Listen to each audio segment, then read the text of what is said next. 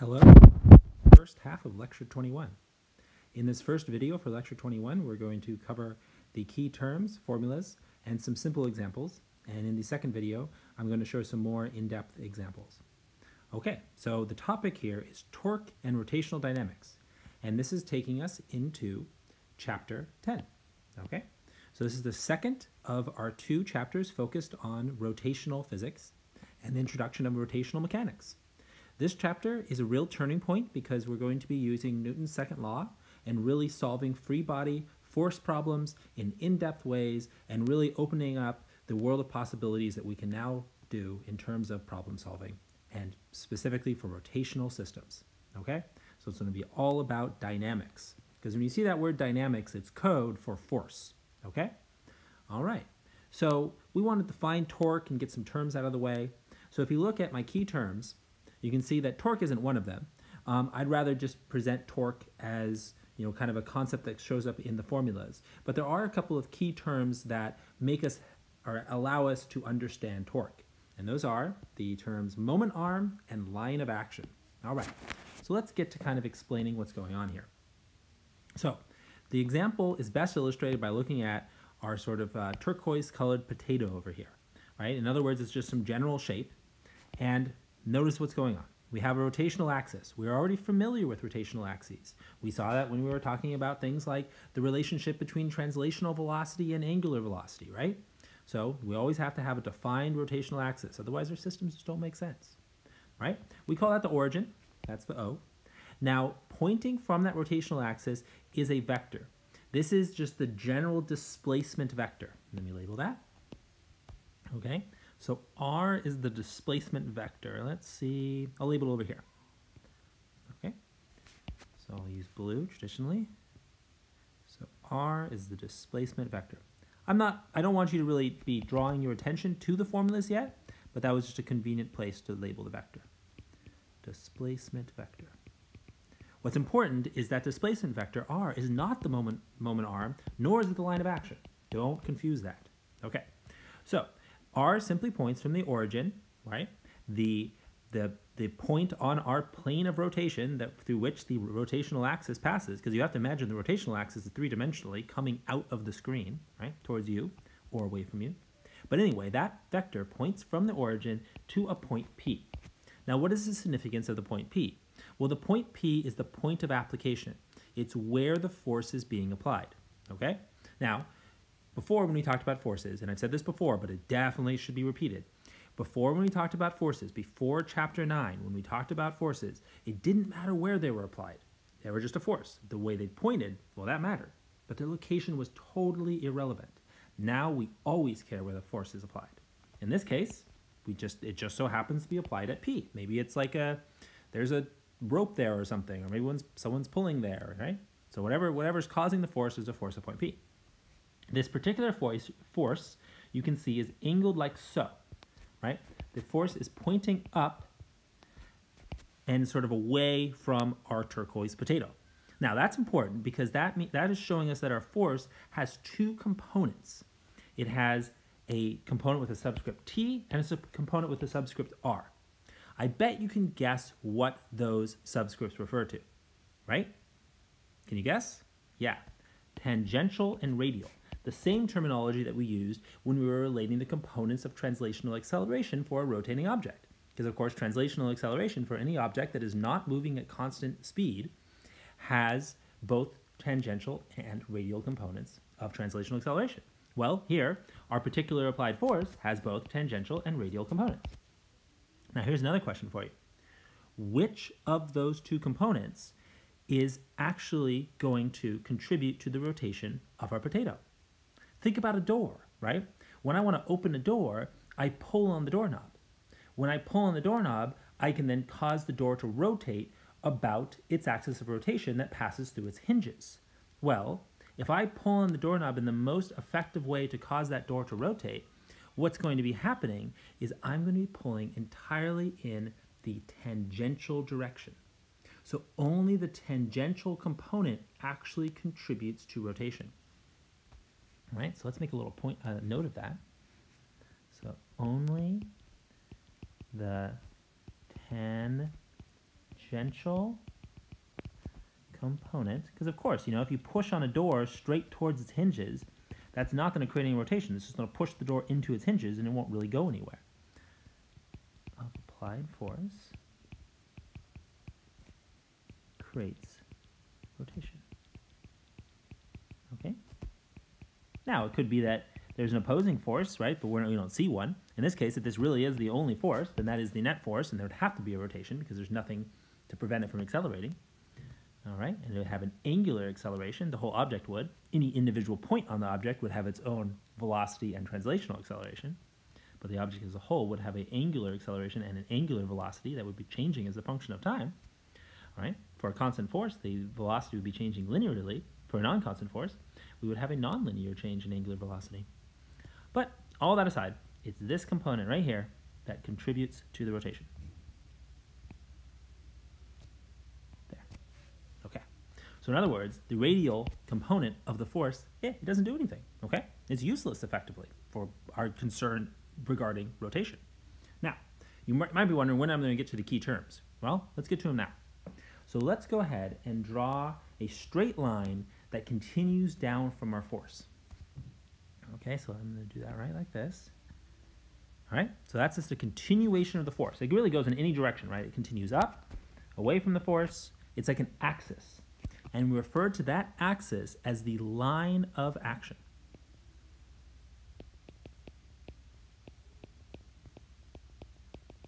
All right, I'll label it over here in the terms. So it is an extending line from the location of the applied force on a rotating object. I'll label even slightly, I'll rephrase that as an axis that passes through applied force vector. You want to even clearer than passes through? That is parallel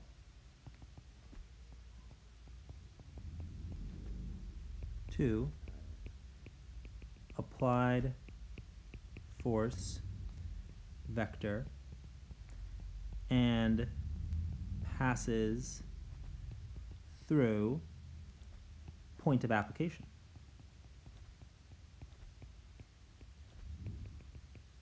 Which is point P in the figure. Okay? Right? So it's a formal way of saying what is just that. It's just a line just extending that force indefinitely in both directions. Now, why would we do that? Well, we do it so that we could then make a right triangle. So I'm going to make a right triangle, and you can see the kind of the way to do that is we'll draw a line here. It'll be a slightly different color. I want this one to kind of come in to exactly make a right triangle, right? Because if I have it, it's not exactly vertical. It's nearly vertical, right? Because you can see this force vector isn't pointing straight up on the page. It's angled ever so slightly to the right.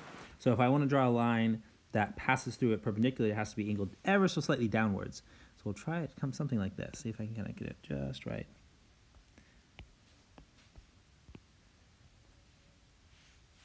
Right, that'll do. And so that means that that angle right there is a right angle. Have it angled too steeply downwards. It doesn't look very convincing that way. Let's have it draw. Let's make it a little bit better. Good enough? Yeah, it's much better. Okay, so this right here is our right angle. Okay, so that means that this right here is a right triangle. Just like, of course, we have a right triangle right here as well. Right? This is a right triangle as well. Okay, and we love right triangles. So let's add a couple labels here. So that means we can take our displacement vector and split it into two components. I can split it into a parallel and perpendicular component. So first, the parallel component of our displacement vector, and then the perpendicular component of our displacement vector. Now, the one that we care about is the perpendicular component. All right? Because that perpendicular component is the definition of the moment arm. So let's add that. So the moment arm is defined as the component of the displacement vector that is perpendicular to the applied force.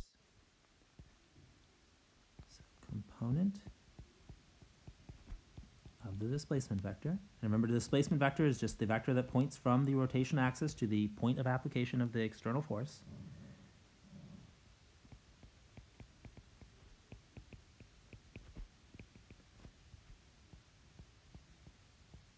So it's perpendicular to applied force vector. Okay, and I'm going to summarize this all because it will show up nicely in the equations. So that would show up right here in the equation. R perpendicular is none other than the moment arm. That's its fancy name. Okay, so now with those terms out of the way and sort of our coordinate system defined, right? We've got our components of force, we've got our components of the displacement vector. How does it all fit together? Why does it all matter? It matters because of the elephant in the room, the term torque, okay? You may have heard it before. What torque is it's the rotational equivalent of force, okay? So you can really think of torque as something like rotational force. So torque has units, well, you can see, right? It has units of Newton meters is rotational force. I put it in quotations because it's informal, and it's informal because calling it a force is not correct because it does not have units of newtons. It absolutely is not a force. It is its own physical quantity known as torque, okay? Its units, in fact, are the same units as work and energy, but very, very different than work and energy. It is a vector because remember, work and energy are scalars. And so there is definitely a distinct difference between the two concepts, okay? In practicality, it really does serve the same purpose as force, okay? It creates accelerations. We can use it in balancing in the same sort of way. We can use it in free body diagrams in the same sort of way as we would use a force, okay? So enough said. So there we see it, right? It's a torque vector. It is defined as the cross product of R and F, okay? So this is the first time we've seen the cross product being used in a physics formula, right? The dot product was front and center when we were talking about the definition of work. Well, now we really see where the cross product shines, okay? What does that mean? Well, that means that it's both perpendicular to the displacement vector and the applied force. So go ahead and label. And if that's the case, if it's perpendicular to both the displacement vector and the applied force, then that means it has to be in a different plane, right? In fact, it's going to be in the same plane as the angular velocity and angular acceleration vectors. Because if you recall, we could curl our fingers in the direction of rotation, and our thumb represented the axis upon which alpha and omega pointed, the angular acceleration and angular velocity. Well, look, now we can actually have another way of thinking about the directionality, which I'll mention in a second, also using our fingers on our right hand in a slightly different, arguably more complex way, slightly more complex, in order to talk about the way that the torque vector points. Okay. So what's this formula right here? Well, this is just RF sine theta.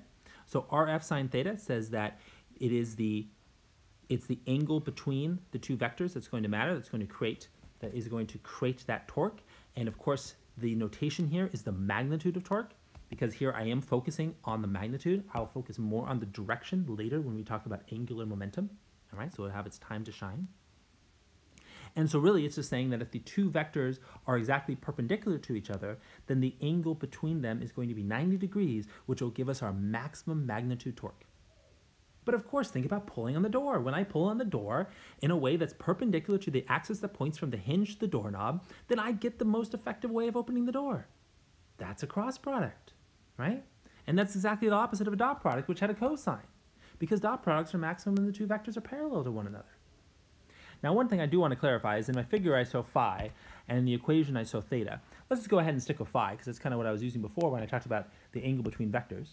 So if you let me make one of my corrections here, I'm going to change this to a phi to be consistent. All right, there we are. Okay, so one thing though is, yeah, sometimes you can actually do that. You can find phi, right, and calculate it with a sine of the phi. Great, whatever. But most of the time, really what you're going to be doing is one of these two. You're really going to be just looking at one of the components, and depending on the particular diagram and the particular system, it might be easier to think about the moment arm, the perpendicular component of the displacement vector relative to the force vector, or you might want to think about the tangential component of the force. And tangential, of course, is thinking of the force relative to the displacement. So it kind of matters like which one do you set as your axis? Well, we've done that before, right? We've seen how it's helpful to take a coordinate system and tilt it so that we have to take less components? Well, same thing here. If I'm going to set up a force like this, if I'm going to set up a picture like this, I'm going to choose a coordinate axis that's going to have it be compared so that one of my axes is parallel to one of my vectors, right? I'm certainly not going to choose a coordinate axis like this because then both of my vectors are going to have components because my force vector is not perfectly vertical and certainly my displacement vector is neither horizontal nor vertical, so I'd have to take components of both. Well, that's going to be a pain in the butt, right? So I really want to have a case where I have a coordinate axis where at least one of the vectors, that is force or displacement, is parallel to one of my axes. Okay? I think you get it. Okay, so last thing here. What is this? What's this equation? Well, this is a big one. This is Newton's second law. Okay. So we'll come down here and label it. Newton's second law.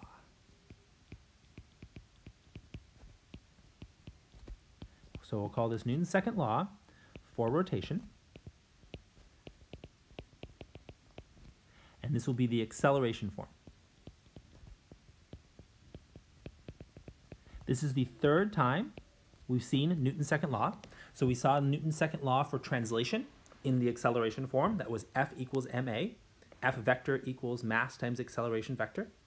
We saw Newton's second law for translation in momentum form, where we saw that F equals the first time derivative of momentum with respect, I said time derivative, so first time derivative of momentum.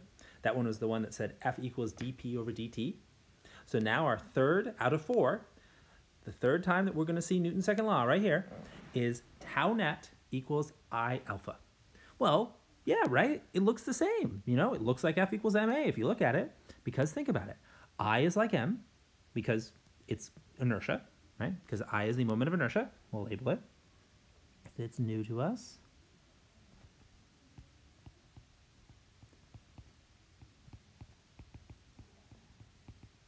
Okay. Tau is like force because it's our torque, and that's the letter is called tau, by the way, right? It's the Greek letter for T.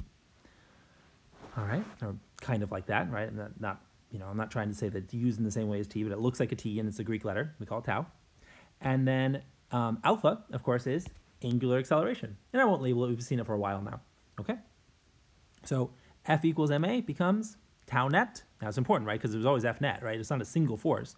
It's the net force that creates the acceleration. Likewise here, it's the net torque that creates the acceleration. And we'll talk about how we'll sum torques because we'll talk about how torques can be negative or positive. Okay. All right. So last thing then I want to talk about is the cross product. Now, it definitely will have more of a time to shine in the future, in future sections, but it's good to start laying the groundwork here. So I have a couple pictures here just kind of showing how we can think about using our hand and to determine the direction of torque and applied force and so on.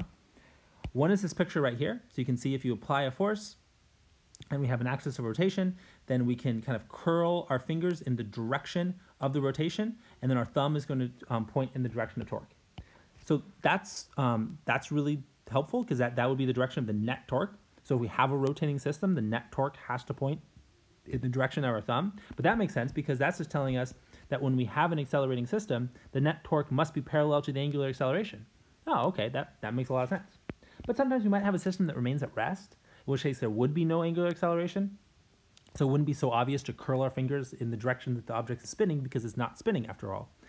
But there's still torque summing up, they just happen to sum to zero. And we'll see that, it's called equilibrium. So in that case, it's good to have a more kind of robust use of our hand to determine directions. And this is called the complex right hand rule. And the idea is that A would represent R, B would represent F, and the cross products of the two would represent tau. Okay?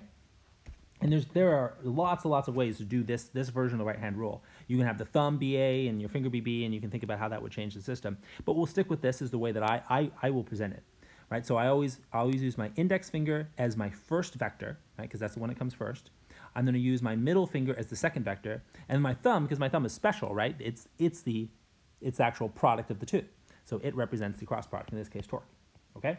Now, the thing about cross products, which is so unique to cross products, we don't see this with scalar multiplication, we don't see this with the dot product, but with the cross product, it is not commutative, right? R cross F is not F cross R. In fact, R cross F equals negative F cross R, right? So let's make a note of that. You see this in a math class, some of you, but now we're seeing it in practice. Okay, so please review that if that's at all confusing to you. Now I want to show one kind of example of this. Okay, so let's just make this concrete. So for example, if I draw a traditional coordinate system, so let's have a coordinate system that looks like this.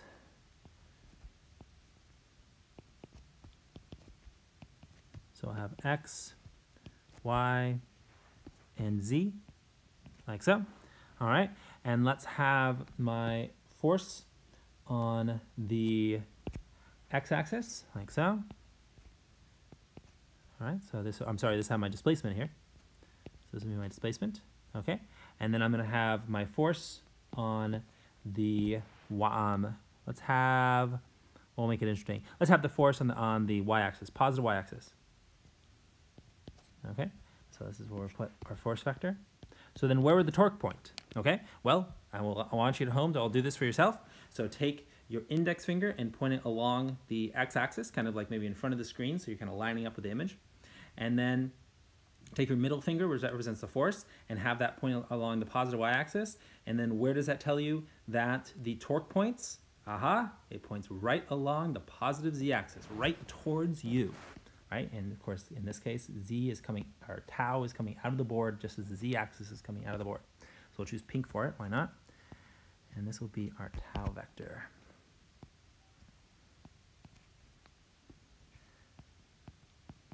So tau equals r. Go back to colors here. R cross.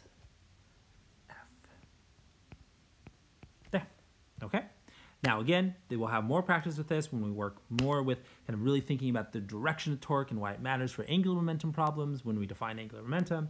And so we'll have some more practice with this. For now, it doesn't matter so much other than just that you can check that some torques will point into the page, some torques will point out of the page, and obviously you're going to define one of those as positive, one as negative, and then they can partially cancel each other out. Okay, but we'll see that in practice, so it'll make more sense. Speaking of which, we're going to get to our simple examples to wrap up this video. All right, so our first example here is one to just get some practice with really kind of using torque. All right, so I'm just going to move through this. So two thin discs, or disc-shaped wheels of radii 30 centimeters and 50 centimeters for A and B respectively, are attached to each other on an axle that passes through the center of each as shown in the figure, right? So there's our axis of rotation right there. All right, what is the net torque on this compound wheel, compound because it's composed of two smaller wheels, due to the two forces shown, each of which has a magnitude of 50 newtons, right? So there's one force that's kind of applied here at the welding between the two wheels, right, if you imagine, and there's another force applied all the way out here on the edge of the bigger wheel. All right, so how would we do this? Well, we're going to use our definition of torque, all right? So torque net is going to be the sum of the two torques, torque A and torque B. All right, so you might be wondering, why am I not writing vectors here? Because here I'm only going to be interested in the scalar values of the torques. All right, makes sense, I hope. So then what is the scalar value of torque A? Well, that's going to be FA RA sine of, well, the angle between RA and FA, which is 90 degrees. Right? You see it? They're 90 degrees. It's a right angle, right? Right there. That's a right angle. Okay? And then we have torque B. All right? So let's think about this. How am I going to define which one is positive and negative? Well, I'm going to use the traditional coordinate system, and I'm going to define positive as counterclockwise and negative as clockwise. Okay? So we're defining this direction as the positive theta direction, the counterclockwise direction. So that means any torque that wants to or would on its own create a rotation in the positive theta direction is defined as a positive torque. Likewise, any torque that would create a rotation in the clockwise direction is defined as a negative torque. The other way to think about that is the idea that we just talked about with the cross product. looking at this 2D figure, right, in the page, in the plane of the page, we can imagine that the torque that we just talked about, torque A, would be pointing out towards us, right? So curl your fingers in the direction that it wants to rotate on its own, and your thumb points towards you. So that means that we're calling the positive z-axis the axis that points out of the page towards us. Well, that is the positive z-axis, as long as we stick to a traditional coordinate system of positive x to the right, positive y up. So then you can see why actually we have to stick, if we're sticking with our traditional coordinate system, right, with this one right here, right, positive, positive, positive, z, x, and y. If we stick with that coordinate system, we have to call counterclockwise positive theta. If we called clockwise positive theta, we'd actually be contradicting our own coordinate system, right? So it's not an arbitrary choice. All right, so that means that torque A is positive, torque B, doing a lot of undoing here, torque B is our negative one. All right, I hope that makes sense. Please make sure it does. Get some practice with it. Okay, so then we'd have negative FB, RB, and then the angle between the two. Well, what's the angle between the two? 60 degrees. Think about it, right? Because when you talk about the angle between vectors, you're talking about the angle between the two vectors when their tails touch. Well, if I have the tails touch, right, if I imagine RA vector right here, RB vector, and then I take FB vector, like so, well, that's the angle between them, that angle right there. That is our phi, and phi is 60 degrees. All right. So we have our sine of 60 degrees. Okay. So you can see, I spent a moment making sure that you have an understanding of the sign conventions, all right? Not SIN, but SIGN, and the idea of, which angle we're looking at and why we're looking at 60 degrees and not 30 degrees, namely, right? Why this is not the angle that would show up. Of course, we could take cosine of 30, because you can always do that, right? But the actual process is pretty straightforward, isn't it?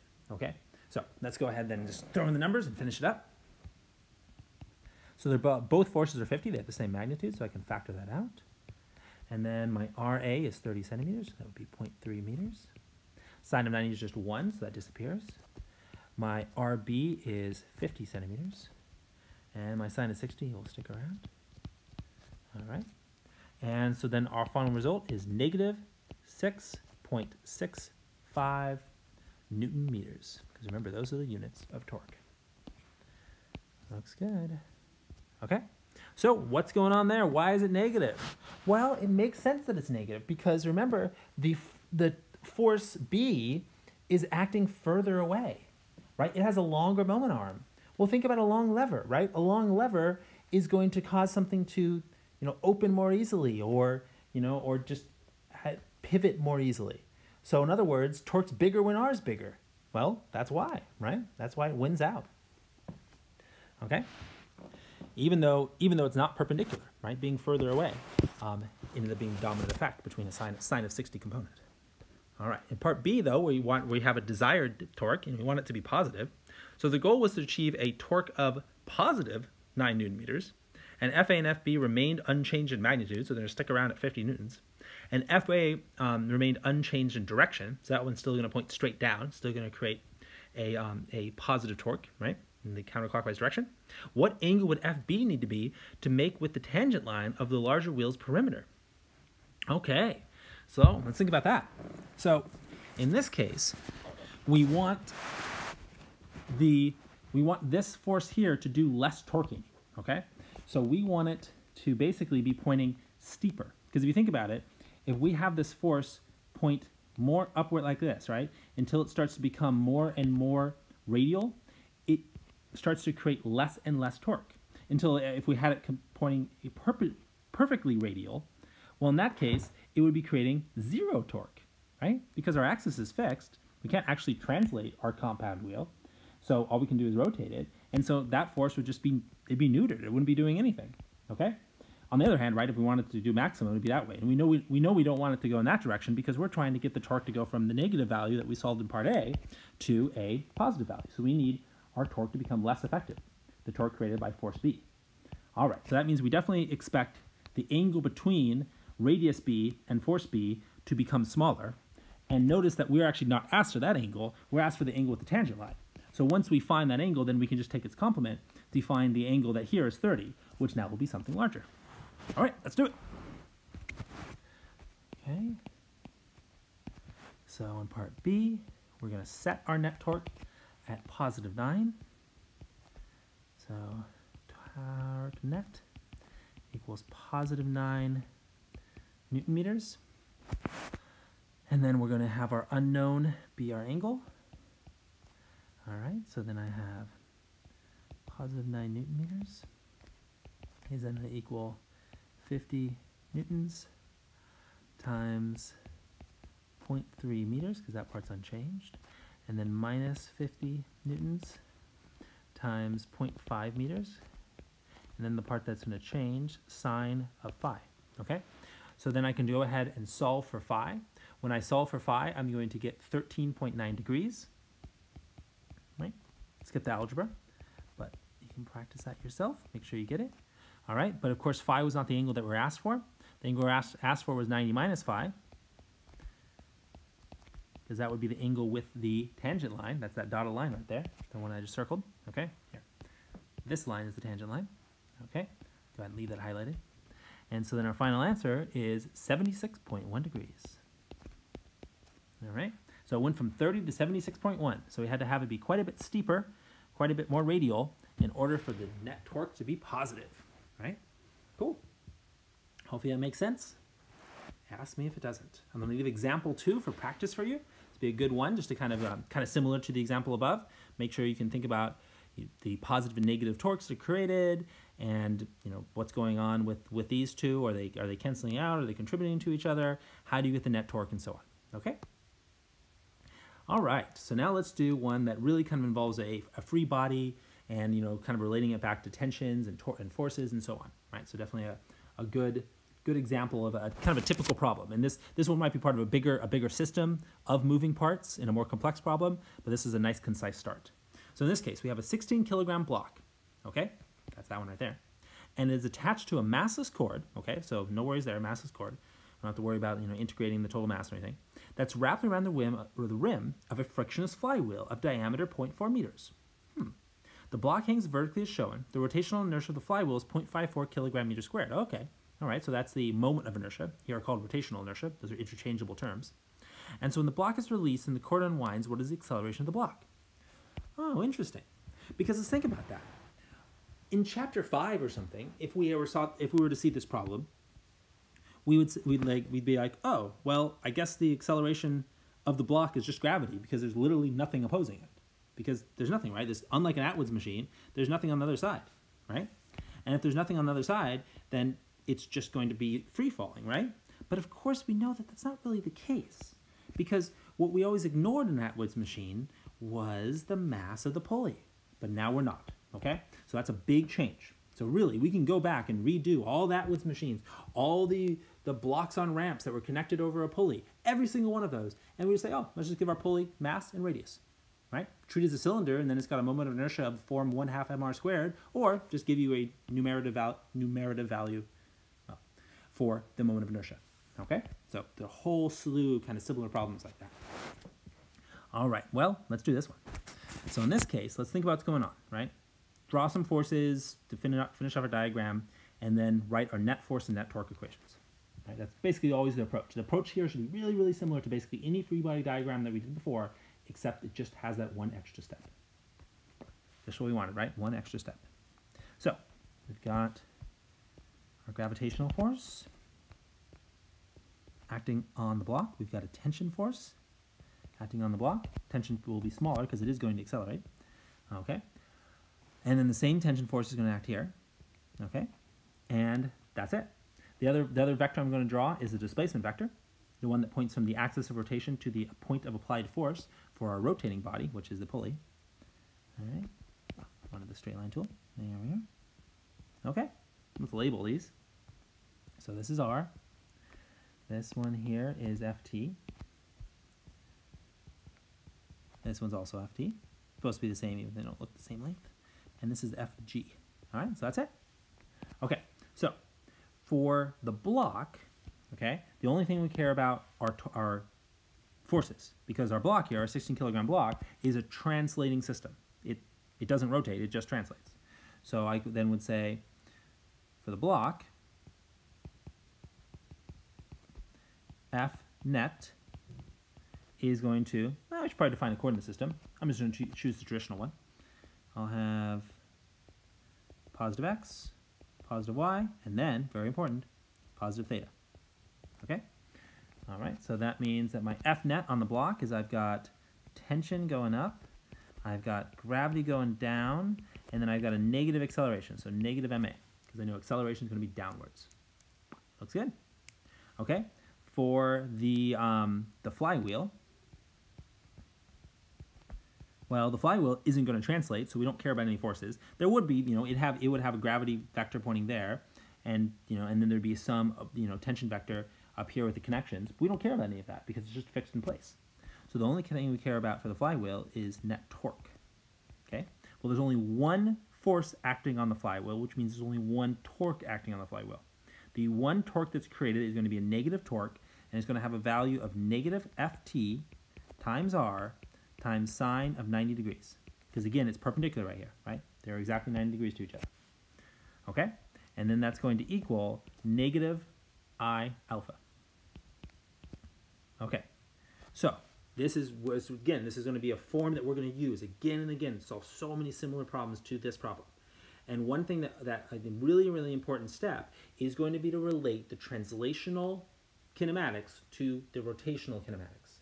In other words, we need to relate alpha to A, okay? Now, let's think about that, because we know that A has the two components, right? It's got a radial component and a tangential component. Translational acceleration has those two components. Well, in a system like this, the only component of acceleration that we care about is the tangential component of translational acceleration. Because the radial component, well, I mean, sure, it's there. I mean, it's super important. It's the centripetal part. It kind of affects like maybe the actual strain on the wheel. We'll kind of talk about that, right? The material integrity of the flywheel. But it's not going to actually affect the dynamics of the system. Okay? So make sure the idea makes sense to you. So in other words, our alpha is going to be exactly equal to A over R, right? And that's always true, right? But the fact is that this A is tangential acceleration. It doesn't have a radial component. But of course, you can kind of look at the picture and see that, right? It does, relative to the wheel, it is entirely tangential. Okay? So the connecting equation here is alpha equals A over R. All right, so that's it. Those are our three equations. From here, we can just do the algebra, work it out. What do they want? The acceleration. All right, so the acceleration of the system is simply then going to be, so I'm going to rewrite the tension, because we need to cancel that out. I'm going to rewrite the tension as m times g minus a, just like you would expect.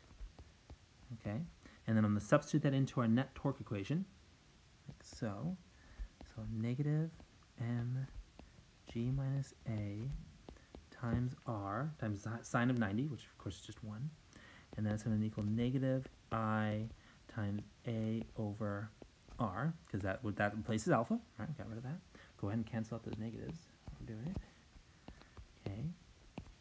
And so then we just want to kind of combine some like terms, and I'm going to show that step for you. All right. So let's get our I term, right? I'm going to go ahead and divide both sides by R. So I'll have a mg minus ma equals IA over R squared, okay? And I want to get all my a's together and then, kind of factor them out. So I'm just go ahead and show that here. Okay, so this will be kind of skipping an algebra step, but you'll be able to follow along after the fact, if not currently. So then we'll simply have that A, when you actually solve for A, it'll be mg and then divided by m plus I over R squared. Okay, a couple things about that equation make a lot of sense. First of all, it's got the thing in the denominator is effectively the inertia of the system, right? Because if the wheel is bigger or the block is bigger, then the whole system will move more slowly, okay? the relative acceleration of the system is going to be when the block is bigger than the wheel, right? So then the driving force, the thing is going to be mg, and that's fixed by the block, right? So the bigger the block, the faster potentially the system can go. And then, if you look at it, the two terms, right, that I'm saying that the bottom is all about the overall inertia of the system. Well, you can't add terms in physics that have different units, so it totally makes sense that we're adding the moment of inertia of the wheel divided by its radius squared, because that's going to give us units of kilograms. And that's the way that we can effectively think about its contribution to the translational inertia of the block itself. Okay, so if we plug in our values in this case, we get, I'll let you do that. So, okay. All right. So if you plug in the values for, for the 16 kilograms and for the moment of inertia that was given, the 0.54, make sure to divide by the 40 centimeter radius and square it and everything, then you end up with 5.32. Okay? And that's in comparison to the fact that if we assume that the flywheel was massless, which would make it inertia, making it have no inertia, well, in that case, we would have a acceleration of 9.8. Okay, of course, that's not the case. And then, follow-up question: is the acceleration constant? Okay, well, yeah, yes, a is constant. Okay. So it is a constant acceleration because it is only dependent on other constants, mass and moment of inertia, okay? And gravity, 9.8, okay? So it will not change. It doesn't have an angular dependence, which is some systems will see, all right? Hopefully that makes sense. Good, okay. All right, so let's do one concept question. So let's see, which one I want to save for you all to do. This will be the last thing in this video. Let's take a look. So uniform disk, or the one where you're gonna. This is kind of similar. This one, I feel like you're already gonna get some practice of question 2. So I'm gonna go ahead and leave question 2 to make sure you can kind of tackle it. It's kind of think of question 2 as an extension of the numerical work that you're gonna do in example 2 for further practice. This is just kind of making sure that you can kind of vary that system up a bit, but don't plug in numbers. So let me show you as a class how we would tackle question 2. A uniform disk, a thin hoop, and a uniform sphere, all with the same masses, and let's see, and I think it's a radius, right? So all the same mass and outer radius, yep, so they all have the same r, are each free to rotate about an axis to their center, right? And what I mean by they all have the same r, so they basically all have some radius r here, okay? With the objects starting from rest, okay, so they all start with an omega naught equals 0, identical forces are simultaneously applied to the rims as shown. Right? So they all get the same force. All the forces are applied at 90 degrees to the radius. Rank the objects according to their angular accelerations least to greatest. All right, right? So that it all just comes down to Newton's second law, right?